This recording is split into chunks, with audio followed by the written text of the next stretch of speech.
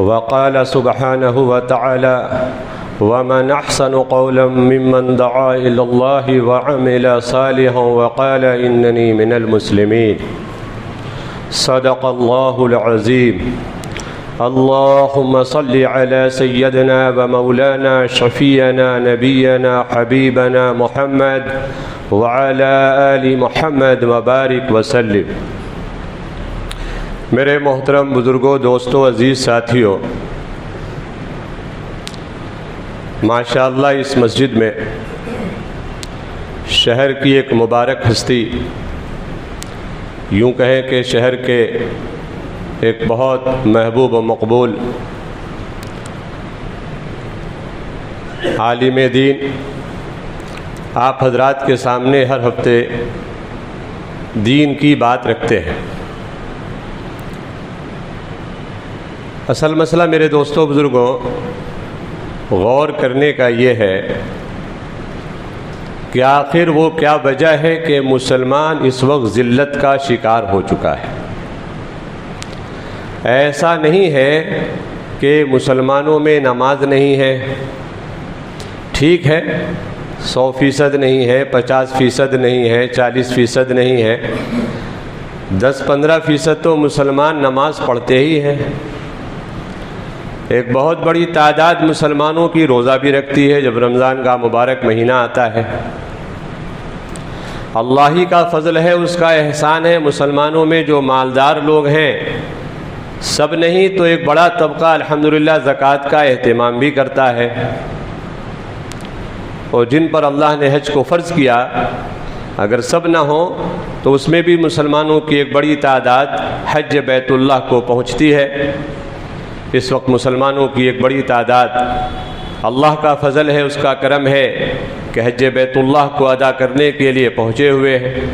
اللہ ان حضرات کے سفر کو عافیت کے ساتھ مکمل فرمائے اور ان کے حج کو حج مبرور بنا دے، اور ان کے حج کو قبول فرما کر پورے عالم انسانیت کے لیے خصوصاً مسلمانوں کے لیے خیر کا اور فرمایا رحم کا کرم کا اللہ اس کو سبب بنا دے۔ سب کچھ کے باوجود مسلمان ذلیل کیوں ہے اور مسلمان عالمی اعتبار سے پریشان کیوں ہے؟ میرے دوستوں بزرگوں، اللہ رب العزت نے ہم کو اور آپ کو جو دنیا میں بھیجا تھا اصلاً اپنی عبادت کے لیے بھیجا تھا۔ وما خلقت الجن والانس الا لیعبدون، مفسرین فرماتے ہیں الا لیعبدون سے مراد الا لیعرفون ہے کہ عبادت سے مراد اللہ کی معرفت کو حاصل کرنا ہے، اللہ کی پہچان کو حاصل کرنا ہے۔ قرآن ہمارے سامنے ہے، اللہ کے اوامر ہمارے سامنے ہے، سب کچھ کے باوجود ہماری زندگیاں اوامر الہی کی پابند نہیں ہے۔ آپ دیکھیں شہر کے لوگ ہیں، ابھی شہر میں ٹریفک چیکنگ ذرا بڑھی ہوئی ہے، اور جب سے کیمرے کا نظام ذرا مضبوط کیا ان لوگوں نے تو لوگ چوکنا ہو گئے۔ کیمرے کے سگنل سے گزرنے میں اگر سگنل کے پاس کوئی ٹریفک پولیس والا نہیں ہے تو بھی لوگ کہتے ہیں نہیں بھائی سگنل نہ کراس کرو، بولے کیمرے میں بات آ جائے گی اور پھر تھوڑی دیر میں موبائل میں میسج آ جائے گا۔ جتنا اس کا استحضار ہے لوگوں کو، خدا کی قسم اگر اتنا استحضار اللہ کی ذات عالی کا ہو جاتا تو زندگی کا کایا پلٹ جاتا۔ سب سے بنیادی محنت اور سب سے پہلی محنت ہم کو اور آپ کو یہ کرنی چاہیے کہ ہمیں اپنے اللہ کو پہچاننا چاہیے۔ اللہ کو جاننا اور بات ہے اور اللہ کو پہچاننا اور بات ہے۔ حضرات صحابہ کرام رضوان اللہ تعالی عنہم اجمعین کو جناب رسول اللہ صلی اللہ علیہ وسلم نے اللہ کی پہچان کرائی تھی۔ نتیجے میں صحابہ اللہ کو ایسا پہچان گئے تھے کہ رات کی تنہائی کا جرم ہے، کسی نے نہیں دیکھا، رات کی تنہائی میں وہ جرم ہوا اور دن میں دربار رسالت میں حاضر ہوئے اور کہا یا رسول اللہ صلی اللہ علیہ وسلم مجھ سے زنا کا عمل ہو گیا۔ آپ نے فرمایا نہیں، تم زنا کو سمجھتے نہیں ہو، تم نے شاید بوسہ لے لیا ہوگا، تم اس کو زنا سمجھ رہے ہو۔ صحابی کہتے ہیں نہیں یا رسول اللہ مجھ سے زنا ہوا۔ آپ نے فرمایا نہیں، تم نے معانقہ کیا ہوگا، ملے ہوگے، تم اس کو زنا سمجھ رہے ہو۔ وہ صحابی کہہ رہے ہیں یا رسول اللہ میں نے زنا کیا۔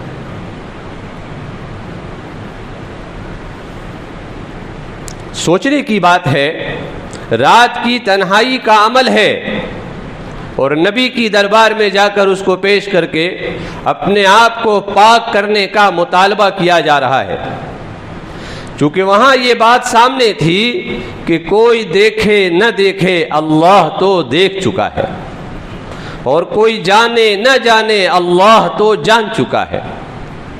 اگر ہم نے دنیا میں جو اسلام کی جو حد ہے کہ زنا کرنے پر پاک ہونے کے لیے جو اسلام نے حد بتایا ہے، اگر ہم نے اس حد کو پورا نہ کیا تو قیامت کی ذلت تو مقدر بن جائے گی۔ ایک عورت سے یہی عمل ہوا ہے، وہ آئی پیارے نبی کی خدمت میں، آپ نے اس کو رخصت دی اور فرمایا کہ جب تیرے پیٹ میں حمل ٹھہر گیا ہے تو جب تو ولادت سے فارغ ہو جا پھر آنا، پھر تجھے پاک کیا جائے گا۔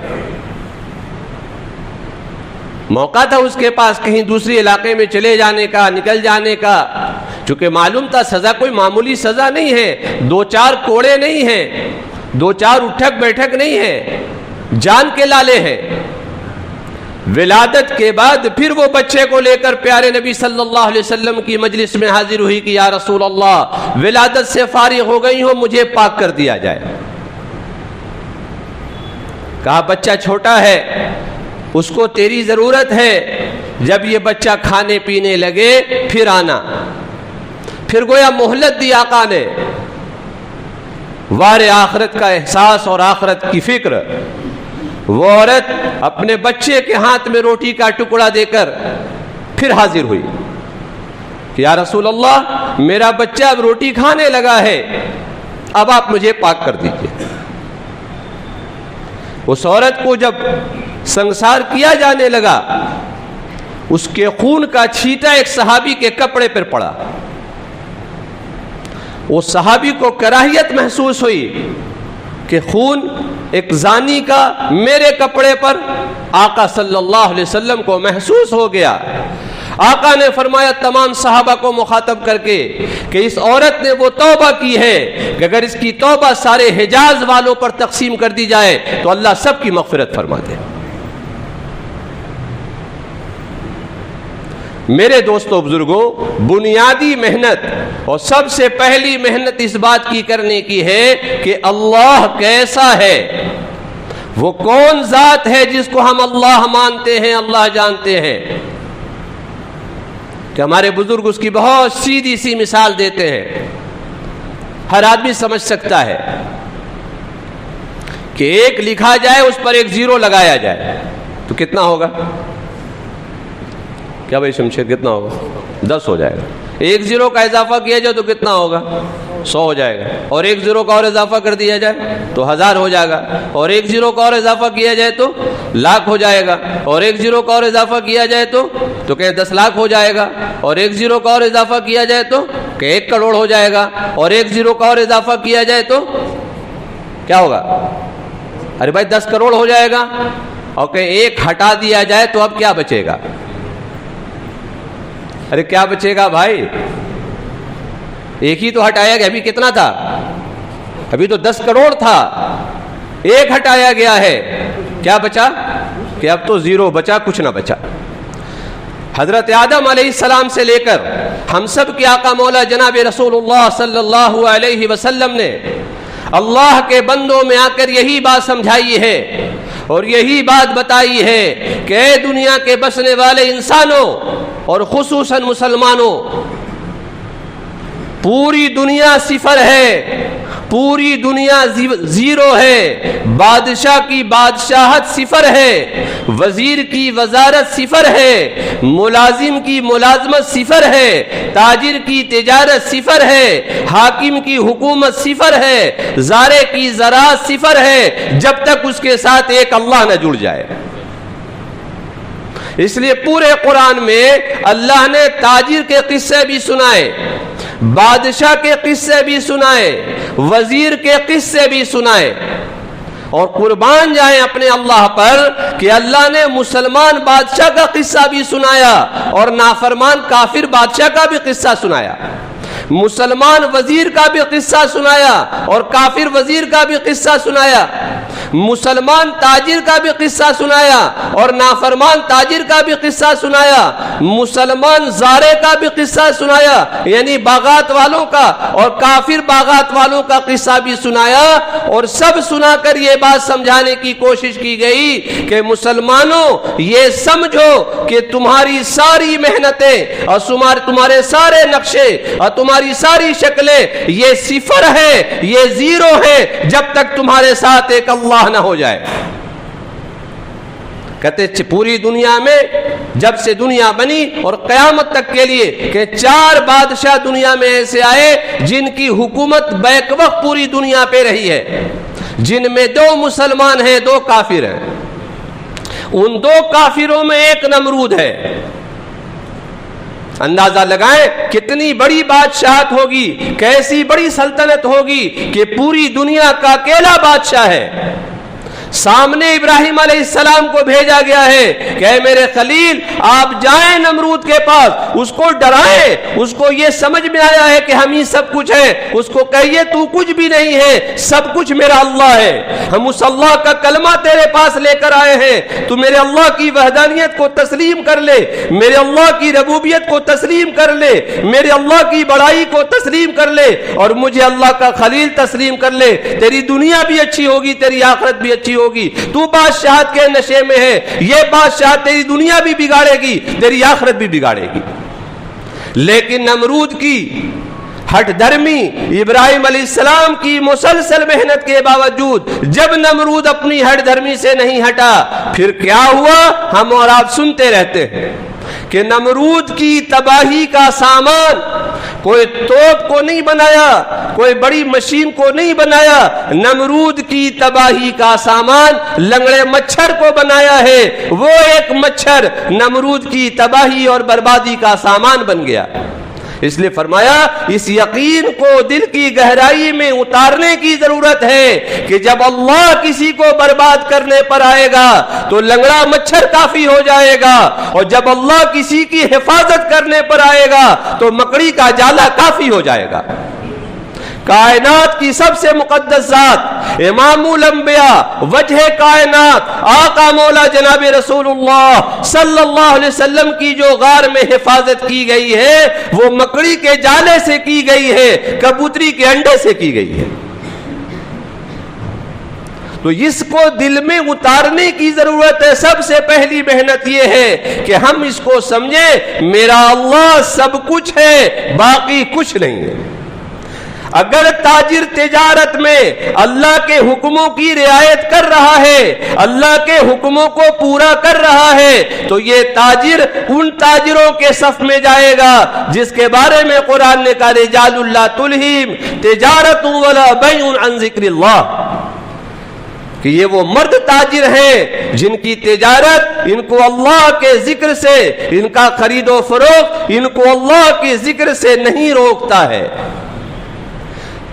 خلفائے راشدین اور عشرہ مبشرہ حضرات صحابہ اکرام کے ٹاپ 10 اور ان میں ٹاپ 4 خلفائے راشدین یہ سب کے سب تاجر ہیں، اور شعیب علیہ السلام کی قوم بھی تاجر ہے اور بہت بڑی تاجر ہے کہ پوری کی پوری منڈیاں ان کے ہاتھ میں تھیں، لیکن قوم شعیب نے اپنے تجارت کے نقشے میں شعیب علیہ السلام کے ذریعے لائے ہوئے دین پر اس کو اختیار نہیں کیا. قوم شعیب اپنی طبیعتوں پر، اپنی ہٹ دھرمی پر، اپنے ناپ تول کی کمی پر، اپنی نافرمانی پر جمی رہی. تو کیا کیا؟ قوم کو بھی ہلاک کیا اور منڈیوں کو بھی جلا کر راکھ کر دیا، اور قصہ قرآن میں بیان کر دیا، ہماری آپ کی رہبری کا گویا سامان کر دیا.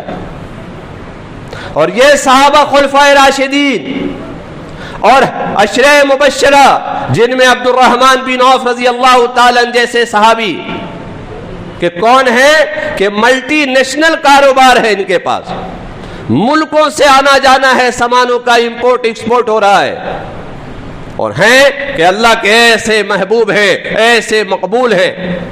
تو تاجروں کو حضرت عبد الرحمن بن عوف کو پڑھنا چاہیے، حضرت عثمان غنی کو پڑھنا چاہیے.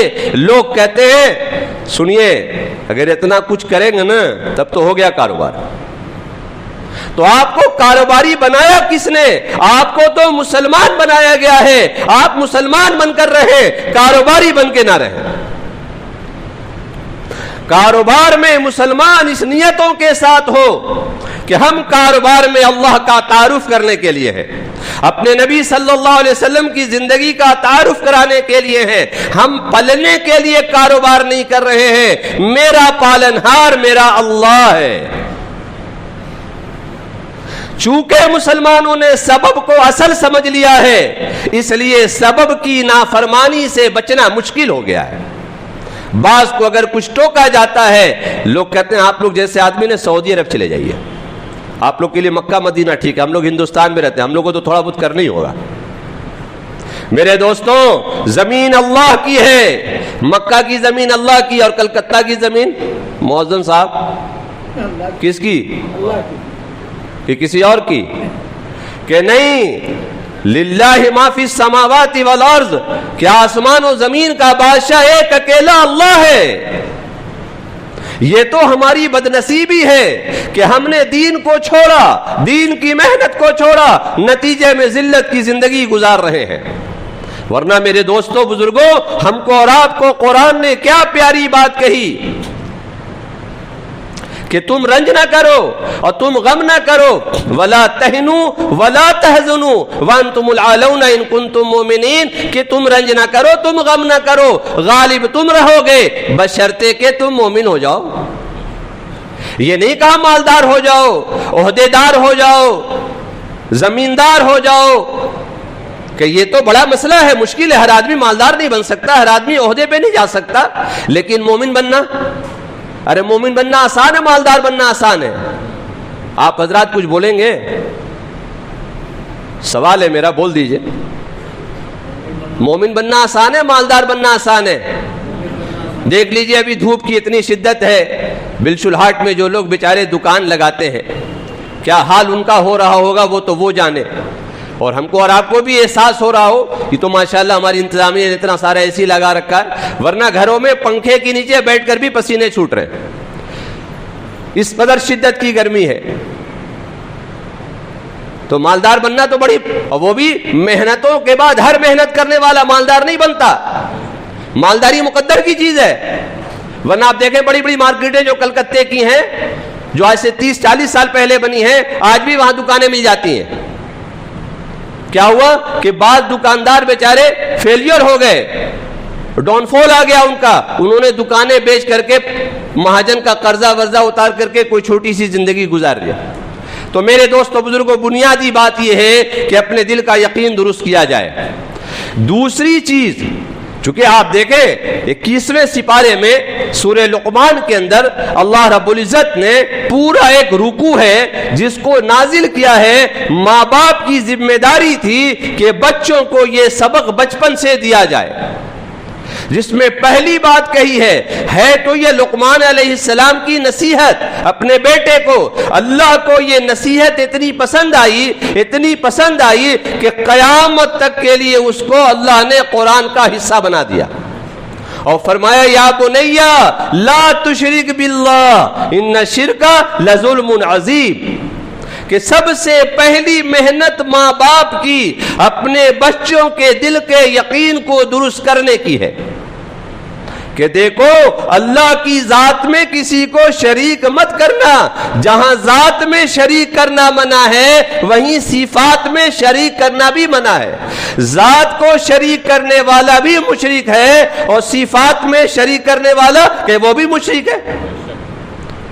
کہ اولاد کون دیتا ہے کہ اللہ. روزی کون دیتا ہے کہ اللہ. صحت کون دیتا ہے کہ اللہ. زندگی کی حفاظت کون کرتا ہے کہ اللہ. لیکن عام طور پر آپ نے بھی سنا ہوگا لوگ کہتے ہیں مارنے والے سے بچانے والے کا ہاتھ بڑا ہوتا ہے. بولو تو پورا پلان کر دیا تھا میرا حساب لگانے کا, لیکن مارنے والے سے بچانے والے کا ہاتھ بڑا ہوتا ہے. میرے دوستوں یہ نادانی کے جملے ہیں اور جہالت کے جملے ہیں. مارنے والا بھی اللہ ہے, بچانے والا بھی اللہ ہے. جس کی ہلاکت کا اللہ فیصلہ کر لے کوئی حفاظت نہیں کر سکتا, اور جس کی حفاظت کا اللہ فیصلہ کر لے کوئی اس کو ہلاک نہیں کر سکتا. حضرت علی رضی اللہ تعالیٰ عنہ رات میں چلے جا رہے تھے. ایک نوجوان نے دیکھا تو آپ کے پیچھے پیچھے وہ ہو لیا. حضرت علی رضی اللہ تعالیٰ عنہ کو محسوس ہوا کہ کوئی میرے پیچھے آ رہا. رک گئے, پوچھا بھائی تم کہاں جا رہے ہو؟ کہا حضرت کو تنہا دیکھا, رات کا اندھیرا دیکھا, سوچا کوئی آپ کو نقصان نہ پہنچ جائے, آپ کی حفاظت کے ارادے سے آپ کے پیچھے ہو لیا. فرمایا تمہارے والدین نے تمہاری اچھی تربیت کی. آگے اس نوجوان سے پوچھا یہ بتاؤ تم آسمان والے سے میری حفاظت کرو گے یا زمین والے سے میری حفاظت کرو گے؟ تو وہ نوجوان کہنے لگا آسمان والے سے کون حفاظت کر سکتا ہے, زمینی کوئی حملہ آپ پر ہوگا تو ہم حفاظت کر سکتے. فرمایا زمین پر کچھ ہوتا نہیں جب تک آسمان پر فیصلہ نہ ہو, اور جب آسمان پر فیصلہ ہو جائے گا تو زمین پر کوئی روک نہیں سکتا. یہی وجہ کہ ہمارے خلفائے راشدین انہیں کوئی سیکورٹی گارڈ کی ضرورت نہیں تھی, وہ بلکہ عوام کی سیکورٹی کا خود انتظام کرتے تھے چل پھر کر. اور آج ہمارے حکمرانوں کو اتنی سیکورٹی کی ضرورت پڑ گئی کہ وہ ہماری کیا حفاظت کریں گے, ان کی اپنی حفاظت ہر وقت خطرے میں ہے. تو میرے دوستوں بزرگوں یہ بات سمجھنے کی ہے کہ ہم اس بات کو سمجھیں کہ ہمارا جو کچھ معاملہ ہے وہ آسمان سے ہے, اللہ سے ہے. اس اللہ تک پہنچنے کا اور اس اللہ تک کہ اس اللہ سے دوستی کرنے کا, اس اللہ سے قریب ہونے کا سبب کیا ہے, راستہ کیا ہے؟ تو جہاں لا الہ الا اللہ آیا ہے وہیں محمد الرسول اللہ ہے. کہ یہ بات واضح ہے کہ اگر اللہ سے جڑنا ہے, اللہ کے قریب ہونا ہے, اللہ کا محبوب بننا ہے تو محمد صلی اللہ علیہ وسلم کی زندگی کو اوڑھنا بچھونا بنا لو, اپنی زندگیوں کو نبی کی غلامی کے حوالے کر دو, مسئلہ حل ہو جائے گا. تو پہلی بات جو سورہ لقمان میں ہے, جو ہر ماں باپ کی ذمہ داری اپنے بچوں کے تعلق سے, کہ بچوں کے توحید کو درست کیا جائے, بچے کو بچپن سے اللہ سے لینا سکھایا جائے. ابھی ہمارا اور آپ کا جو یقین ہے وہ تقریباً اس درجے پر ہے, بولو شفا تو اللہ دیتے ہیں لیکن اچھے ڈاکٹر کے علاج کے ساتھ. کسی کو کوئی بڑی بیماری ہو جائے اور محلے کے کسی ہومیوپیتھک ڈاکٹر سے وہ علاج کر رہا ہو, اب پہنچے میرے آپ کے جیسے لوگ, بولے کہاں دکھا, سب سے پہلا سوال کہاں دکھا رہے ہو؟ بولے نہیں وہ گلی میں جو ہے پتلی سی گلی میں. بولے ارے یار یہ جھولا چھاپ ڈاکٹر سے دکھا کے کسی اچھے اسپیشلسٹ کو دکھاؤ, فلاں جگہ جاؤ فلاں جگہ جاؤ. حالانکہ خود بول رہا کہ شفا کون دے گا, کہ اللہ دے گا, لیکن شفا تو دے گا اللہ, لیکن اچھے ڈاکٹر کے علاج کے ساتھ. اسی کو کہتے ہیں سبب پرستی. بولے روزی کون دیتا ہے؟ بولے اللہ دیتا ہے, لیکن اچھے دکان کے ساتھ, اچھے نقشوں کے ساتھ, اچھے عہدوں کے ساتھ. عزت کون دیتا ہے؟ کہ اللہ دیتا. اللہ جس کو عزت دے اس کو عزت ملے گی بولتا ہے, لیکن اندر میں ایک بات اس کی اور ہے کہ عزت تو اللہ دیتا ہے لیکن اچھے مکان کے ساتھ, اچھی گاڑی کے ساتھ, اچھے کپڑے کے ساتھ. اسی سے ہم کو نکلنا ہے کہ نہیں اللہ کرتا ہے, اپنی قدرت سے کرتا ہے, اللہ کے کرنے میں کسی چیز کا ذرہ برابر کوئی دخل نہیں ہے. اللہ کے کرنے کا جو ضابطہ ہے اصل میں, لوگ کہتے ہیں تو کیسے سیڑھی، بغیر سیڑھی کی چھت پر کیسے چڑھیے گا؟ تو سیڑھی ہے ہمارے پاس، وہ سیڑھی محمد الرسول اللہ ہے صلی اللہ علیہ وسلم، کہ ہم اپنی زندگی کو حضرت محمد صلی اللہ علیہ وسلم کے طریقے پر لے آئیں گے. صرف عبادت میں نہیں، عبادت میں بھی، تجارت میں بھی، معاملات میں بھی، اخلاق میں بھی، معاشرت میں بھی، ہر شعبے میں، زندگی کے ہر شعبے میں، شادی بیاہ میں، غم میں. لیکن اس وقت حال یہ ہے کہ نماز تو محمد صلی اللہ علیہ وسلم کے طریقے پر ہے اور کاروبار کسی اور طریقے پر ہے. لوگ کہتے ہیں یہ آدمی ایک دم مرواڑی ہے.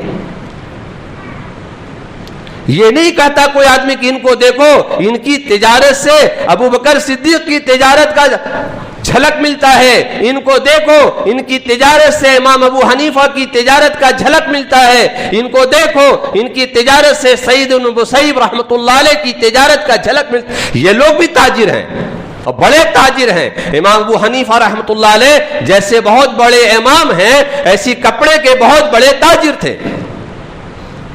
تو ہماری ذہنوں سے بات نکل گئی، زبانوں سے بات نکل گئی کہ ہمیں کن کے پیچھے چلنا تھا، ہم کن کے پیچھے چل رہے ہیں. اس لیے میرے دوستو بزرگوں، ایک بات تو بنیادی یہ ہے کہ اپنے دل کے یقین کو درست کیا جائے، اس کو باضابطہ محنت کی جائے، اس کو اللہ سے مانگا جائے کہ اللہ ہمارے دل کے یقین کو درست کر دے.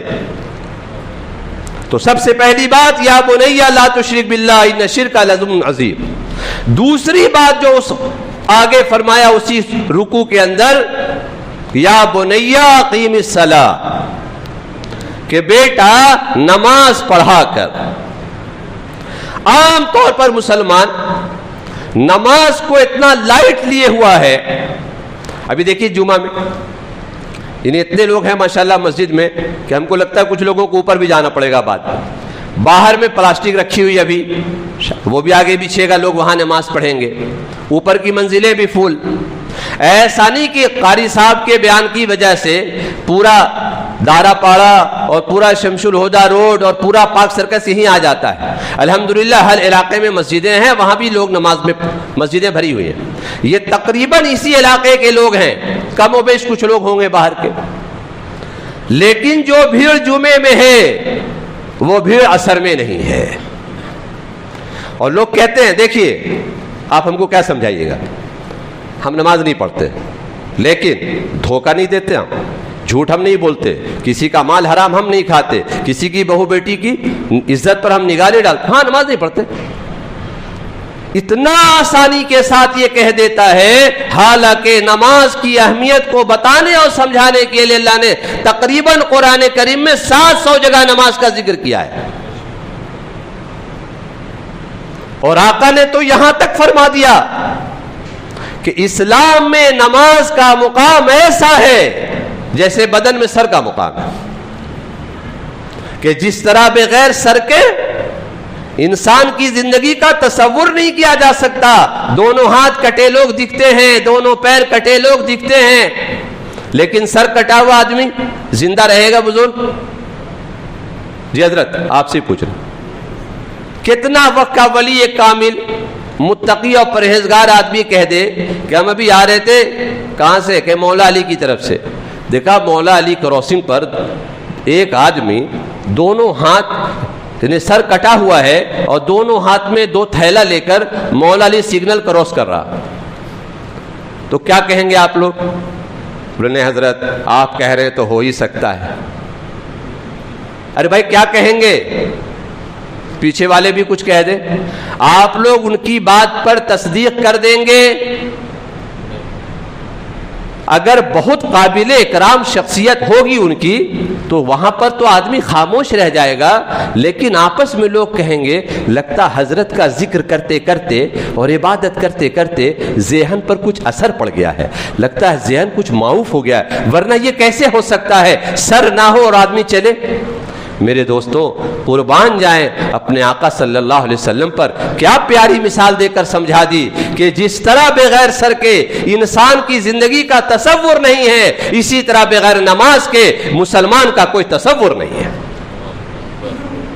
اس لیے فرمایا پیارے نبی نے کہ بچہ 7 سال کا ہو تو اسے کیا کرو؟ ارے کہاں کرو؟ البری میں ڈالو. اور کہ وہاں کیا نام لا مارٹن فار بوائز وہاں ڈالو. آقا نے فرمایا جب بچہ 7 سال کا ہو جائے تو اسے نماز پڑھنے کو کہا کرو. یا تو 60 سال کے لوگ نماز نہیں پڑھتے. آگے فرمایا جب بچہ 10 سال کا ہو جائے تو نماز نہ پڑھنے پر مارا کرو.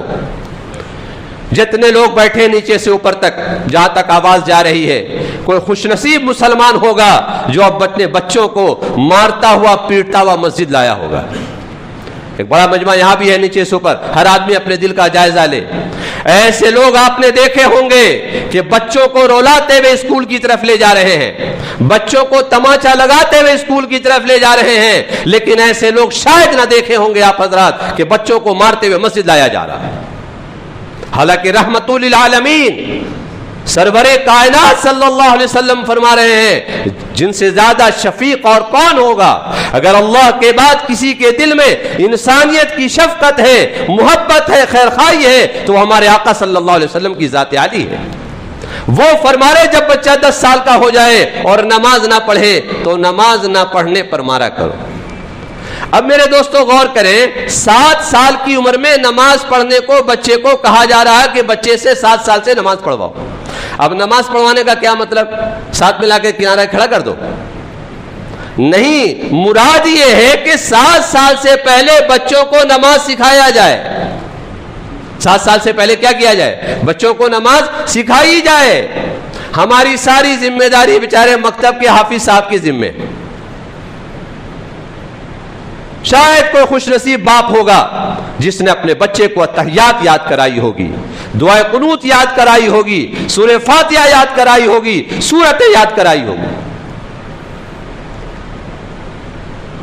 تو 7 سال سے پہلے اپنے بچوں کو نماز سکھائی جائے. اللہ معاف فرمائے 60 سال کے لوگوں کو دعائے قنوت صحیح یاد نہیں ہے. اور یہ بات اگر ہماری آپ حضرات کو ناگوار لگ رہی ہو تو ہم اپنے مؤذن صاحب سے کہیں گے, بھائی شمشیر صاحب سے کہیں گے کہ آپ حضرات جو مصلی ہیں یہاں کے, اپنی اپنی اتحیات دعائے قنوت آ کے سنانے تو پتہ چلے گا. ایک صاحب بڑے پکے نمازی تھے, جب ان سے کہا جاتا چلیے اللہ کے راستے میں ایمان کی محنت کیجئے, اپنے دین کی کو زندہ کرنے کی زندگیوں میں فکر کیجئے, کوشش کیجئے, تو بہت ناراض ہوتے تھے کہ ہم کو کیوں کہتے ہو, ہم تو بچپن سے نمازی ہیں. گھٹا پڑ گیا, بڑی خوشامد برآمد کر کے ایک بار لے جایا گیا. تو دوپہر میں تعلیم جو ہوتی ہے اس میں قرآن کا سیکھنا سکھانا بھی ہوتا ہے, اتحیات دعائے قنوت کا سیکھنا سکھانا بھی ہوتا ہے. تو کہا گیا کہ دعائے قنوت کا مذاکرہ ہو جائے, ہم بھی سنا دیں آپ بھی سنا دیجئے. تو وہ چچا پڑھنے لگے, اللہم انا نستعینک ونستغفرک ونؤمن بک ونتوکل علیک ونثنی علیک الخیر ولا نشکرک ونکفرک. سید شمشیر بھائی, لوگوں نے کہا چچا کیا کہہ رہے ہیں آپ؟ وہ پھر پڑھا ولا نشکرک ونکفرک. کہا چچا آپ سمجھ بھی رہے کیا کہہ رہے ہیں؟ آپ گویا نماز میں اللہ کے سامنے کھڑے ہو کر یہ کہہ رہے ہیں اللہ ہم تیرا شکر نہیں کرتے اور تیری نافرمانی کرتے ہیں. حالانکہ ہے وَنَشْكُرُكَ وَلَا نَكْفُرُكَ, اے اللہ ہم تیرا شکر کرتے ہیں تیری نافرمانی نہیں کرتے. مسئلہ یہ ہے کہ بچپن میں ہم نے سیکھا تھا, 55 ہو گیا, اس کو اوور وائلنگ کرنے کی, اس کی سروسنگ کی ہم نے ضرورت نہیں سمجھی. ہمارے ذمہ دار بیٹھے اس کی سروسنگ کتنے دن میں ہوتی ہے بزرگ؟ اے سی کی, جی اے سی کی سروسنگ کتنے دن میں کراتے ہیں آپ؟ 1 سال میں کراتے ہیں. ہم اور آپ سوچیں اپنی نماز کی سروسنگ ہم نے کب کرائی ہے؟ تو ایک مسئلہ نمازیوں کا نہ ہونا ہے کہ امت میں نماز نہیں ہے. بہت بے حیائی کے دور کرنے کی محنتیں ہیں. قرآن دیکھیے کتنا آسان نسخہ بتا رہا, ان الصلاۃ تنہا عن الفحشاء والمنکر, کہ بے شک نماز ہر فحش اور بری باتوں سے روک دیتی ہے. امت میں نماز زندہ کر دیا جائے, امت سے بے حیائی اور برائی خود ختم ہو جائے گی. ایک ایک برائی کو ختم کرنا, لوگ ایک ایک برائی پر اسپیچ دیتے ہیں, باضابطہ نکڑ سبا ہوتی ہے. قرآن پر آ جائیں کہ قرآن کیا کہہ رہا ہے کہ جتنی برائیاں ہیں اور جتنی بے حیائیاں ہیں اس کا علاج نماز کا قائم کرنا ہے. لیکن وہ نماز نہیں جو نماز اس وقت عام طور پر پڑھی جا رہی ہے. سب کے بارے میں نہیں کہہ رہے ہم, اللہ ماشاءاللہ ہر جگہ ہوتے ہیں. عام طور پر جو نماز پڑھی جا رہی ہے، ایک شخص کو حضرت حذیفہ رضی اللہ تعالی عنہ نے دمشق کی جامع مسجد میں نماز پڑھتے دیکھا۔ جب وہ نماز سے فارغ ہو گئے، ظاہر سی بات ہے صحابہ کے زمانے کے لوگ ہیں تو تابعی ہو گئے، صحابہ کو ایمان کی حالت میں دیکھنے والا تابعی ہے اور اسی ایمان میں انتقال ہو جائے تو تابعی ہو گیا۔ تو یہ شخص نماز پڑھ رہے ہیں، حضرت حذیفہ رضی اللہ تعالیٰ کی نماز کی تکمیل کا انتظار کرتے رہے۔ جب وہ نماز سے فارغ ہوئے تو ان کو قریب کیا اور پوچھا آپ ایسی نماز کتنے سالوں سے پڑھ رہے ہیں؟ کہنے لگے 40 سال سے۔ حضرت حذیفہ رضی اللہ تعالیٰ جو رازدار صحابی ہیں فرمایا اگر یہی نماز پڑھتے پڑھتے، اسی طرح نماز پڑھتے پڑھتے آپ اگر مر گئے تو قیامت میں محمد صلی اللہ علیہ وسلم کے دین پر نہیں اٹھائے جائیں گے۔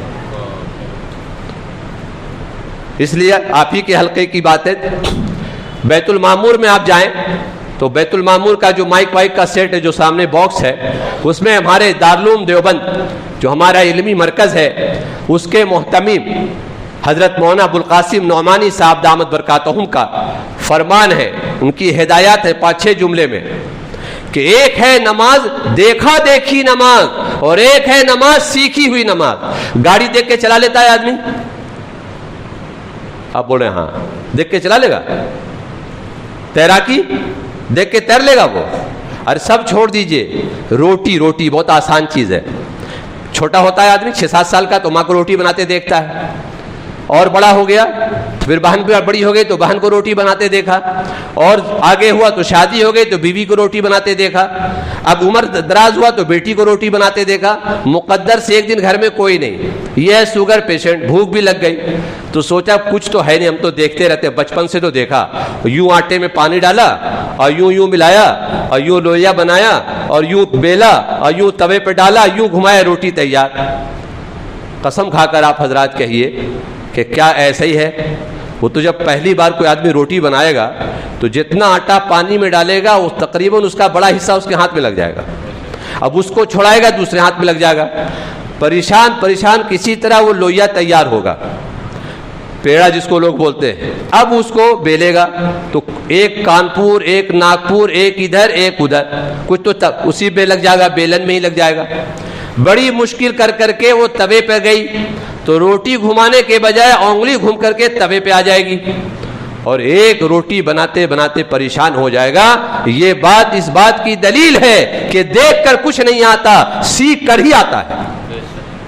تو ہم نے نماز کب سیکھی؟ پوچھئے لوگوں سے، آپ جو پڑھنا لکھنا جانتے ہیں، آج BPSC کر لیا اور WBCS کر لیا، IAS کر لیا، تو آپ کا کوئی استاد، پرائمری استاد؟ بولے ہاں ارے وہ تو انتقال کر گئے، اللہ ان کو غریق رحمت کرے، ہم نے ABCD ان سے سیکھا، کھا ان سے سیکھا، وہ ان سے سیکھا۔ ٹیلر والوں سے پوچھے آپ ٹیلرنگ بائی برتھ جانتے ہیں، یہ کٹنگ وٹنگ، سلائی ولائی، اسٹیچنگ؟ بولے نہیں، وہ تو ہم بہت دن وہاں وہ کیا، ٹینیامو کیا، اور کیا کیا، وہ چائے ڈھویا اور یہ کیا وہ کیا۔ برسوں کے بعد استاد نے ہم کو کٹنگ سکھائی۔ ڈرائیوری کی یہی بات ہے، ہر لائن کا استاد ہے۔ میرے دوستوں اپنے دل پہ ہاتھ رکھ کر سوچے، ہماری نماز کا بھی کوئی استاد ہے؟ اس لیے نماز عبادت کی چیز بن کے رہ گئی ہے، اور نماز حاجتوں کے پوری کرنے کی چیز ہے، نماز مسائل کا حل ہے، نماز اللہ سے لینے کا ذریعہ ہے۔ یہ بات تو ذہنوں سے نکل گئی۔ ہمیں حاجت کی نماز دی گئی کہ جب کوئی حاجت آ جائے آپ کو تو آپ مسجد آ جائیں، 2 رکعت نماز پڑھیں، اور 2 رکعت نماز پڑھ کر حاجت کی ایک مخصوص دعا ہے، اس کو پڑھیں، اللہ آپ کی حاجتیں پوری کرے گا۔ ہمارے اور آپ کے نبی حضرت محمد صلی اللہ علیہ وسلم نے امت کو مسجد والا بنایا تھا، ہم مقدر سے بازار والے بن گئے۔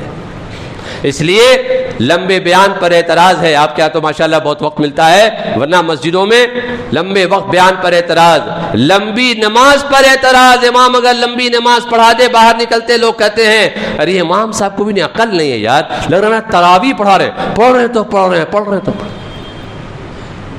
کیا مطلب کہ مسجد سے مسائل کا حل کا یقین نہیں ہے، مسائل کے حل کا یقین بازار سے ہے۔ بازار دیکھیے، برا نہ مانے آپ حضرات، بلشول ہاٹ اگر آپ حضرات بھی گواہی دے تو آج سے کئی سال قبل ظہر کے بعد کھلا نہیں رہتا تھا۔ بات صحیح ہے غلط ہے؟ آپ حضرات یہیں کے مقامی ہیں، کیا چیز نے انہیں رات تک 9 بجے تک کھولنے پر مجبور کر دیا؟ جو لوگ پرانے ہیں ہاٹ کے دکاندار، وہ بھی ذرا اپنے دل کو جھانک کر دیکھیں کہ جب وہ 2 بجے تک یا ظہر تک کاروبار کرتے تھے، کیا بچیوں کا نکاح نہیں ہوتا تھا؟ کیا بچے نہیں پساتے تھے؟ کیا ضرورتیں پوری نہیں ہوتی تھی؟ کہیں نہ کہیں یقین کی خرابی نے یہ بات سمجھائی کہ محنت جتنی بڑھاؤ گے روزی اتنی بڑھ جائے گی۔ میرے دوستو یہ بات قطعی نہیں ہے، روزی مقدر کی ہے۔ آج سے اور ہم سے اور آسمان و زمین کے بنانے سے 50,000 سال پہلے اللہ ہماری آپ کی روزی لکھ کر فارغ ہو چکا ہے۔ دنیا امتحان کی جگہ ہے، اس لیے اللہ نے ہمیں امتحان میں ڈالا ہے۔ بعض موقعوں پر اللہ پاک زیادہ محنت بڑھانے پر روزی بڑھا دیتے ہیں، وہ ہمارے امتحان کی چیز ہے۔ پکی بات یہ ہے یقین کی قرآن و حدیث کی روشنی میں کہ روزی نہیں بڑھ سکتی۔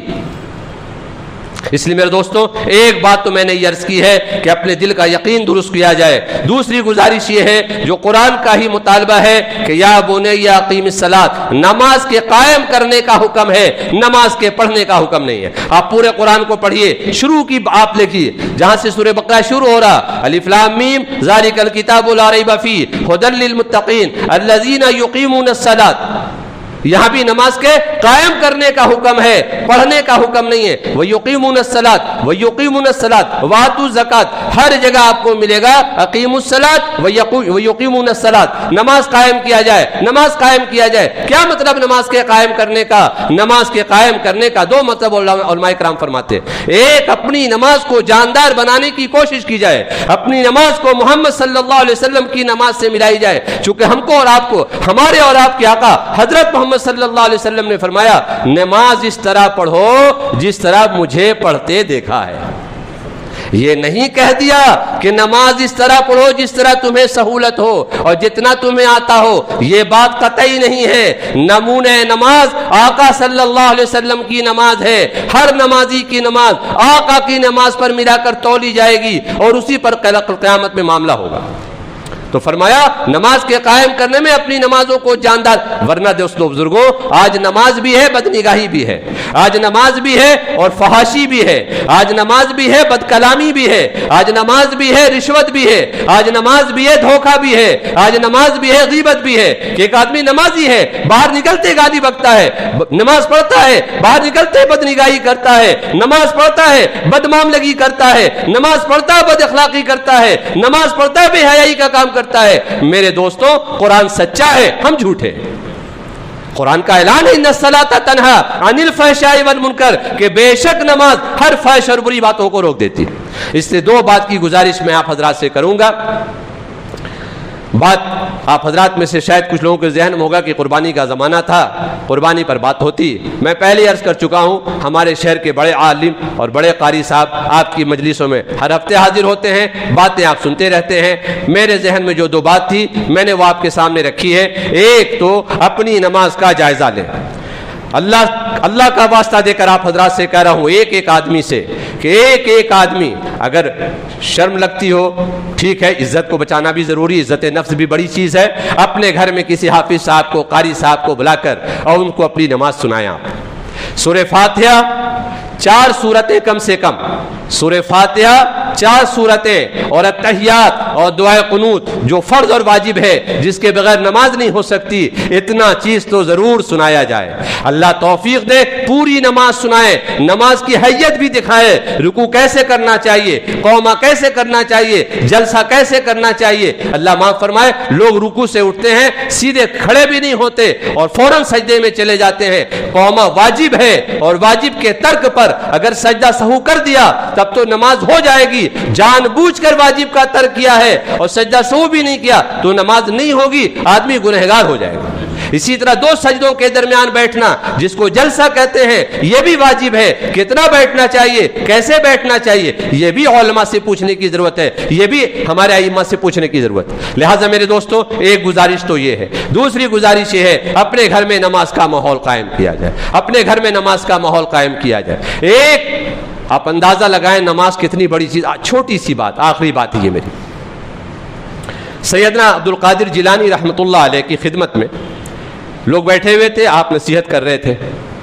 ایک آدمی اجازت لے کر حضرت سے گیا، فارغ ہو کر آیا اس کو جیسے وہ مجلس میں آیا حضرت نے فرمایا تو نکل جا تو نکل جا تو نکل جا. خیر وہ تو نکل گیا.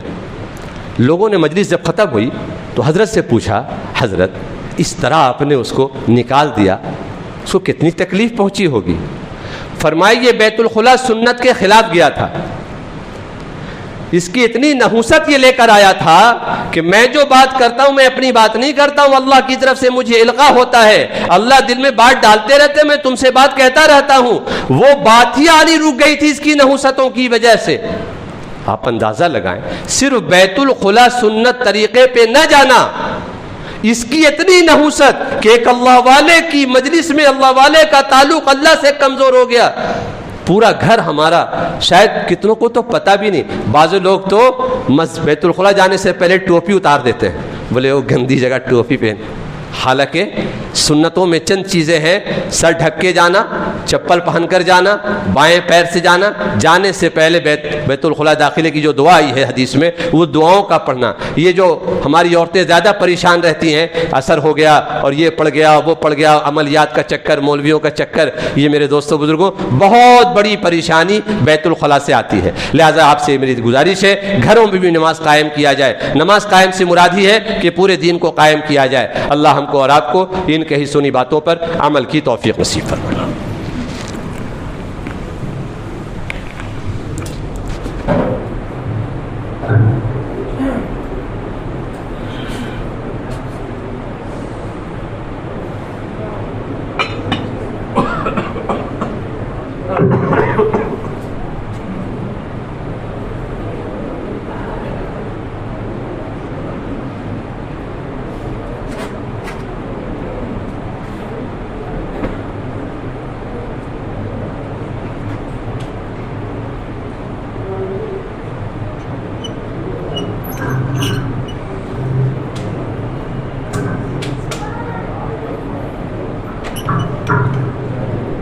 Thank you.